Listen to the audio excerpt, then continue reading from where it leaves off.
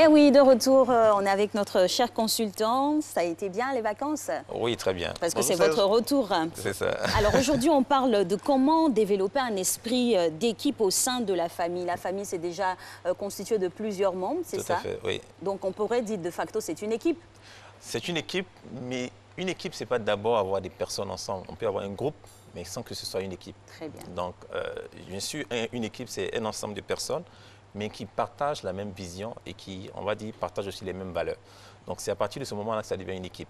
Donc, on a souvent vu des personnes qui sont dans un groupe, ça peut être au sport ou en entreprise, qui travaillent ensemble, mais qui n'ont aucun esprit de solidarité, de cohésion, et ainsi de suite. Donc, ce n'est pas parce qu'on est ensemble qu'on est une équipe. Une équipe, ça se construit. Tout à fait, ça se construit. C'est pas pas parce qu'on est ensemble, on est en groupe, il y a le bétail et le détail. Alors Serge, l'importance déjà, pour placer les pions de ce thème-là, quelle est l'importance d'une famille qui évolue vraiment en équipe? Alors, je nous ramène en fait dans un contexte que j'appelle le contexte militaire. Vous allez voir que dans le domaine militaire, il y a ce qu'on appelle la base arrière. Et la base arrière, c'est l'endroit où c'est un endroit sécurisé où on se replie quand on est en difficulté. Et quand on prend dans le contexte familial, la famille représente cette base-là. Et la vie de tous les jours dans la société, on a des défis, on va affronter des choses, on va travailler, on va produire du résultat. Quand on perd des batailles, quand on prend des coups, où on se replie? En famille. Et donc, imaginez-vous que cette base-là soit fragilisée, qu'est-ce que ça va donner? On perd tout. Oui. Vous imaginez une armée qui n'a pas de base arrière ou qui perd sa base arrière, elle a tout perdu. Donc la famille, c'est ça. Il est important de le faire. Maintenant, beaucoup de gens pensent que ça va de soi. Parce que j'étais marié, parce que tu es mon enfant, c'est évident, c'est normal que qu'on aille dans la même direction. Non, si ça ne va pas de soi, il faut construire cela. Parce qu'on a vu des gens qui, justement, ont investi beaucoup de choses dans leur famille. Ils se sont rendus compte qu'après, l'enfant ne se sent pas en famille, il n'y a pas ce sentiment d'appartenance. Madame ne se sent pas engagée dans la famille, elle ne se sent pas impliquée dans les choses de la famille. Et cela crée beaucoup de frustration. Donc, il faut construire cet esprit d'équipe-là pour pouvoir bénéficier de cette énergie-là. Alors, coach, comment bâtir justement cet esprit d'équipe au sein de la famille? Alors, pour comprendre comment y arriver, déjà, il faut savoir que la première chose qu'il faut pour une équipe, c'est une tête. Vous voyez, j'ai l'habitude de dire que quand vous prenez le corps peut ne pas avoir de bras et continuer à vivre. Le corps peut ne pas avoir de mains et continuer à vivre. Mais si le corps n'a pas de tête, c'est fini. Alors là, c'est fini. Et donc, la tête, c'est ça d'abord qu'il faut. Parce qu'une équipe, c'est comme un corps. Et une tête, c'est d'abord les leaders. Le leader ou les leaders. Et au passage, beaucoup de gens pensent que quand on dit leader, je pense que ça dépend des cultures. On pense que c'est systématiquement l'homme qui est le chef et qui doit être le leader. Non. Et dans une famille, c'est les leaders, monsieur et madame, comme des copilotes qui se mettent ensemble et qui dirigent la famille.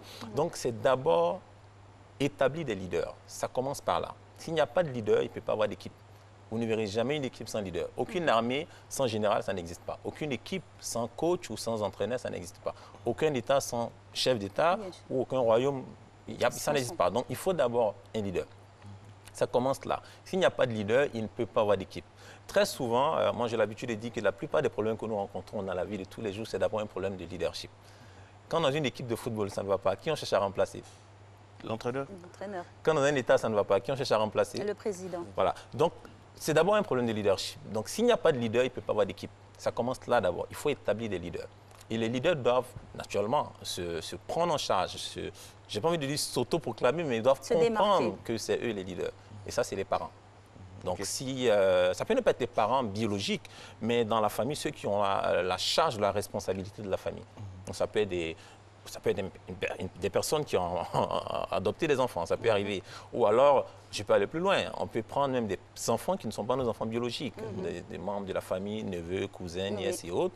Mais l'essentiel est qu'il doit y avoir d'abord des leaders qui doivent être désignés clairement. Ça commence là. Et une fois que les leaders sont désignés, c'est à eux d'avoir ce qu'on appelle une vision. Vous savez, parce qu'on ne peut pas conduire des gens si on ne sait même pas où on va. Donc, pour pouvoir mobiliser les gens, parce que l'une des caractéristiques d'un leader, c'est quelqu'un qui sait motiver. Et si je veux motiver des personnes, il faut que je puisse leur inspirer quelque chose, une destination, mais qui les fait rêver, qui les challenge, qui leur donne envie d'y aller. Donc, quand j'ai une vision, en ce moment-là, je commence maintenant à me rapprocher de la notion d'équipe. Et après, naturellement, cette vision, il faut la communiquer. Il faut la communiquer à madame, naturellement aux enfants, mais en fonction de leur âge, parce que si un enfant est bébé, il ne comprend rien. Donc, plus l'enfant prendra de l'âge, il faut qu'il comprenne la vision de la famille. Donc, une famille doit aussi avoir une vision, tout comme une entreprise. C'est bien. Donc là, je vois maintenant leader, vision, motivation, communication. Tout à fait. Là, c'est un peu le squelette. Et puis, dessus, on va mettre la chair du quotidien. Alors, le poisson pourri par la tête, on ne le dira jamais assez. Comment la tête doit faire en sorte de toujours garder la tête? Alors, vous savez, les leaders, ils ont des caractéristiques. Pour pouvoir réussir un leadership, il faut des caractéristiques. Les caractéristiques des leaders, déjà, ce sont des gens déjà qui savent motiver. On va dire qu'ils savent motiver. J'ai l'habitude de mettre ça dans le thème influence, qui ont de l'influence sur les autres. Mais c'est des gens qui savent motiver. Ça, c'est l'une des caractéristiques des leaders.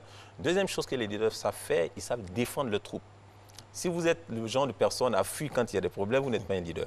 Il faut être prêt à défendre vos troupes. Si c'est vos enfants, si ce sont vos enfants ou votre femme, soyez prêt à les défendre. Madame aussi doit faire la même chose parce qu'elle a aussi un leader. Donc, les leaders, ils savent défendre les autres.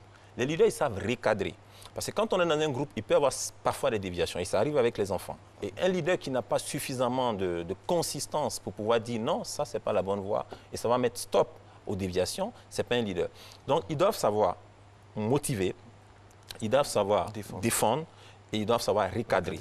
Et tout ça doit se faire avec un élément fondamental que j'appelle l'amour. L'amour, c'est vraiment l'élément clé qui va permettre de pouvoir, on va dire, rendre beau tout ça et réussir facilement. Comme on dit, l'amour facilite tout. Vous savez, vous pouvez être rigoureux, c'est bon d'être rigoureux. Mais si vous êtes rigoureux et qu'il n'y a pas d'amour dans votre rigueur, vous allez finir par blesser, frustrer les gens, que ce soit votre femme ou vos enfants. Donc, il faut avoir de la rigueur, c'est clair, c'est important, mais il faut faire tout ça avec de l'amour. Donc, bien. Parfois, il faut taper, mais derrière, il faut manifester de l'amour. Et ça équilibre émotionnellement. Voilà. Alors, le leader, c'est celui-là qui va conduire, mais dans le cas spécifique de la famille, on en aura deux. Absolument. Et ça va se décliner comment partager, on va dire, les tâches de leader pour ne pas que l'un empiète sur l'autre ou l'autre veut être un peu trop exubérant et piétiner après. Alors, c'est du copilotage. En général, quand vous allez, la plupart il y a toujours un pilote principal.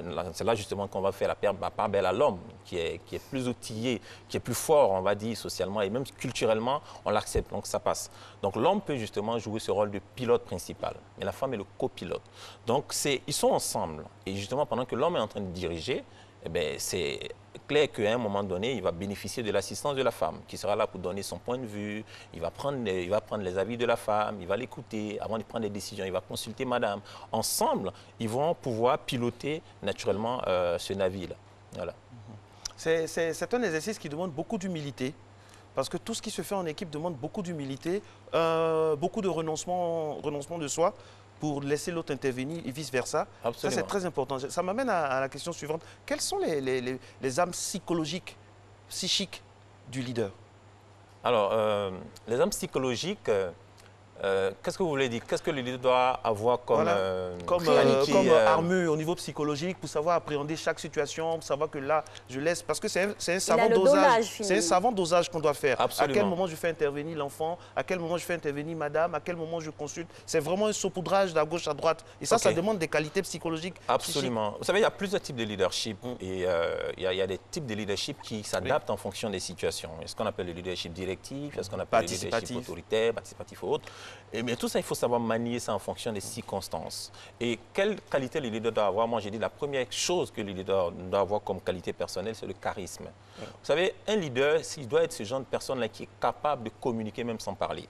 Si chaque fois vous êtes obligé de crier pour que vos enfants vous écoutent, ça veut dire qu'à un moment donné, vous êtes en train de perdre votre pouvoir. Je me rappelle qu'il y a un ancien président de la Côte d'Ivoire qui disait qu'un leader commence à crier, c'est qu'il a perdu son pouvoir. Alors ça, c'est un élément fondamental, il faut le comprendre. Donc un leader doit avoir du charisme dans sa présence, dans son attitude. Et le charisme est le résultat d'une profonde confiance en soi et d'une assurance émotionnelle et spirituelle. Donc quand on a développé ces qualités intérieures, justement pour répondre à la question des Marcéliens, donc il faut avoir une profonde confiance en soi. Il faut pouvoir développer ça, ça se travaille, ça se cultive. Donc si je sais que je suis appelé à un leadership, peut-être en famille ou en entreprise, c'est à moi de comprendre que j'ai besoin de développer ces qualités-là. Il faut que j'ai confiance en moi. Parce que si je n'ai pas confiance en moi, personne ne me fera confiance. Ça, c'est important. Et ce charisme-là, naturellement, va déterminer comment je vais me comporter avec les gens. Donc même sans parler, les gens pourront me comprendre. Et je vais naturellement donner les règles de la maison, on va parler avec madame, on va dire aux enfants, écoutez, voici comment on doit fonctionner dans la maison. Voici comment est-ce que les choses doivent se faire, voici ce qui doit être fait. Ce qui doit être fait, ce qui ne doit pas être fait. Mais ça, on écoute ça parce qu'on a affaire à un leader qui est charismatique, qui sait ce qu'il dit et qui est convaincu de ce qu'il dit. Ça, c'est important.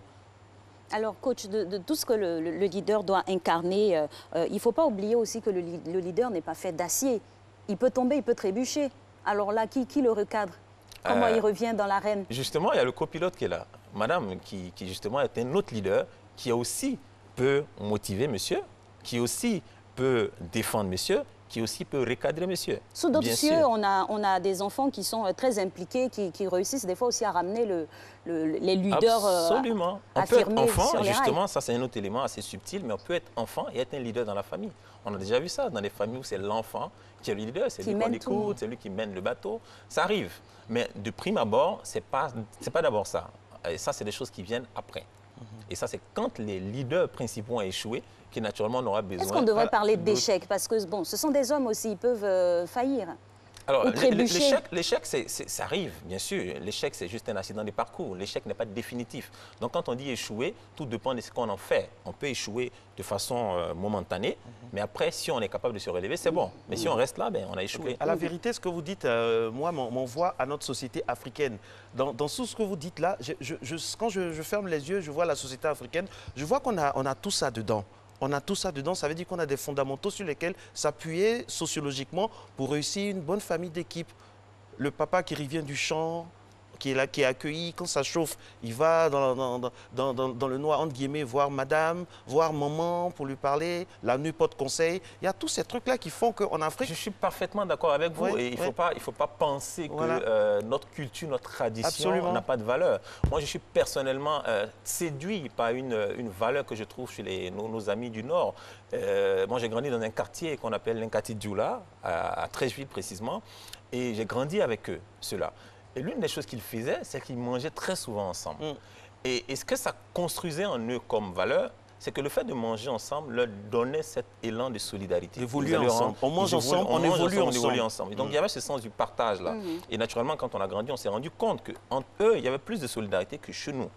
Et justement, ça a commencé là. Donc, le fait, par exemple, de manger ensemble, c'est un élément de leadership qui permet de créer un certain esprit d'équipe. Ça, c'est un élément. Maintenant, après, en fonction des cultures, on dira... Le leader, non, par exemple, qui descend dans l'arène, assiette. l'homme politique qui va, par exemple, qui dit, il y a un homme politique soudanais qui disait « Je n'ai jamais commencé à manger tant que mes hommes n'ont pas fini de manger ». Ça, c'est une parole de leader. Voilà. Ça, c'est un autre élément qui justement, le sens du sacrifice, qui met les autres en valeur. Parce que n'oubliez pas que le point essentiel dans une équipe, c'est qu'il faut que chacun se sente appartenir à l'équipe, qu'on appelle le sentiment d'appartenance. Et ça, justement, ça va venir par l'attitude du leader vis-à-vis de chaque personne. Déjà vis-à-vis du groupe, mais vis-à-vis de chaque personne. Et là, en ce moment, j'ai mentionné un élément qui est très important. Dans une équipe, on rit ensemble et on pleure ensemble. Vous savez, souvent les parents font cette erreur quand ils ont des enfants. Parmi eux, un a échoué, un a réussi. Ils célèbrent celui qui a réussi et celui qui a échoué, bon, on le néglige à la limite. Non, il faut pleurer avec lui. Ça, c'est très important. Et à un moment donné, il se sent appartenir à l'équipe, il ne se sent pas délaissé. Et ça, c'est très important. Maintenir le bon jeu de l'équilibre entre tous les membres de la famille pour avoir cet esprit d'équipe-là et, on va dire, développer plein de choses, réussir ensemble. C'est ça. Merci en tout cas, coach, pour ce cheminement, pour avoir un esprit d'équipe fort au sein de nos familles à ces demi pour cette fin d'année. On espère en tout cas que vous allez solidifier vos liens entre familles et nous, on solidifie nos liens avec notre publicité.